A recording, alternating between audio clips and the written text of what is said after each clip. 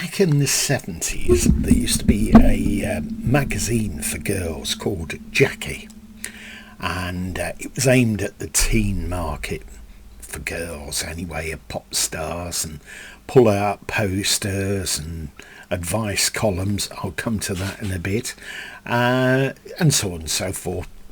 David Essex and people like that were favourites to be featured in there. Anyhow, some years ago, there was a compendium book collection, all the best bits of Jackie magazine, as it was known, and that featured, odds and ends in there. Anyhow, I'll come to that again in a while. Then record companies had a bright idea of marketing a couple of compilations. I think they did 3, and this was one of them. There were always 3 CDs, the 70s annual, and on here is David Cassidy, Blondie, David Essex, Donny Osmond, Elton John. Lots of tracks on: River of Babylon, Sparks, This Town Ain't Big Enough for the Two of Us, Stylistics, The Floaters, Minnie Riperton, Supreme, Stone Love, 10cc, Dreadlock Holiday. Hits of the day, really, in the 70s. And there's a little facsimile at the front of one of the magazines. And there's the CDs. Now, you may ask, where is the second CD? Well, this came in a pile of CDs. I won't tell you how I acquired them anyway, but the second CD is missing, unfortunately. Probably stuck in somebody's CD player in the car still, and they couldn't get it out. But there you go.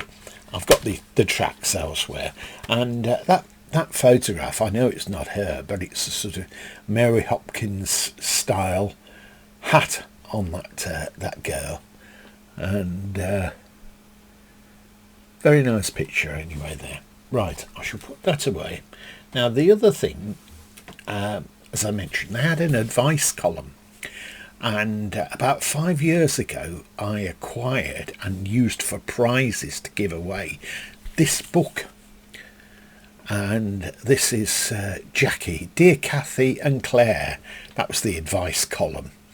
And these are all the best bits, anyway, taken from there. It says, no Jackie's famous agony aunts, Cathy and Claire, didn't actually exist by name.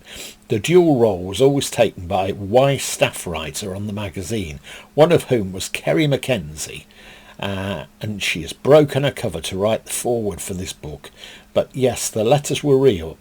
With nowhere else to turn, each week hundreds of girls went to the considerable effort of putting pen to paper and finding a stamp, in pursuit of finding the only advice they knew that they could rely on. And this book, reproduced in facsimile form from the original magazine, are the most resonant of those letters. And as I say, there's some clips from there. Right, the pictures or photographs, stage photographs, are all black and white in here, but still, I'll give you an example from a couple of these. There's loads of these.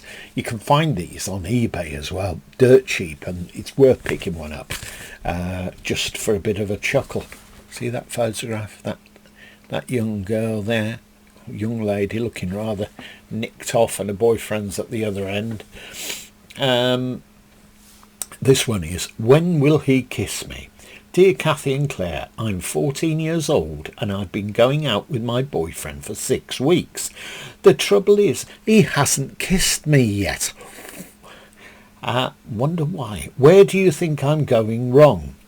Answer, we can't imagine. But there's a sure way to find out, and it's this. Next time you're out with your boyfriend, why not fling your arms around his neck and see what he does? You could have a pleasant surprise. Or not. Like the old song, it's in his kiss. Right, let's go on to another one. There's loads, but I'd be here for about an hour and a half reading them out to you. Here's another one here. Kiss. I need to know how to kiss. Dear Cathy and Claire, I'm very depressed.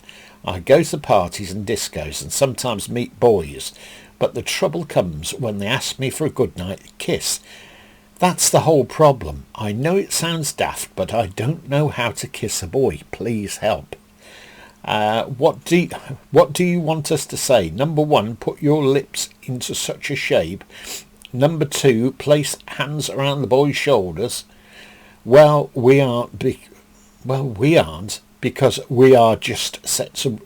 Well, there just aren't sets of rules for it. It might worry you when you think about it, so don't think about it. Kissing someone is not really something that's expected of you as part and parcel of going out together, or at least it shouldn't be. If and when you want to kiss someone, you will, and it'll be natural and enjoyable, even if it's shy and hesitant, as it probably will be at first. So forget all about hows, whys and wherefores. When it feels right thing to do, you'll do it. She's looking a bit worried there, isn't she, that lady? That man's like a blonde-haired version of John Peel. Right. What have we got here? See if I can find one that's not very long with the advice. There's one here called "Why Does She Get More Boyfriends Than Me?" Personality, looks. Here we go, I'll read this one to you. Bear with me. Dear Cathy and Claire, my friend Alison is small and fairly plump, and yet she gets loads of boyfriends. But although I'm slim and fairly pretty, notice that, fairly, she doesn't want to say extremely pretty, I've never had a boyfriend in my life. When we go to the youth club, Alison usually wears the same shabby things. That's the bit of bitchiness coming out there. But I get lots of new and trendy clothes, so I look pretty good. The trouble is that Alison often gets walked home and asked for dates, but the boy has only ever danced with me a couple of times, and that's it. I just don't understand it. How can I get a boyfriend? Answer being here. With an attitude like yours, we're not surprised that you don't have any boyfriends. Look, love, it's no good treating boys like possessions, such as new clothes, etc. You can't just go through life saying, I want, and expect to have it handed to you on a plate. You obviously think that the best way to get a boyfriend is to look good, which is true up to a point, but you've got to be nice. A nice, interesting person too, or the boy will soon get tired of you. Try paying a bit more attention to the boy and stop worrying so much about your looks. Alison is probably a nice, fun-loving person and very easy to get along with, which is why the boys like her. So try to be a bit more like her and stop feeling so superior. And pay your way when you go to the flicks as well. That's not a bad thing, or even buy a chalk ice. But still, you can pick up a copy of this and find out where you were going wrong as a girl in the 70s. All the advice is in here.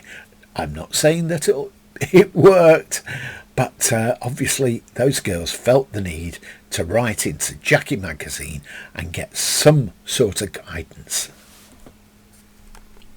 Some sort of guidance.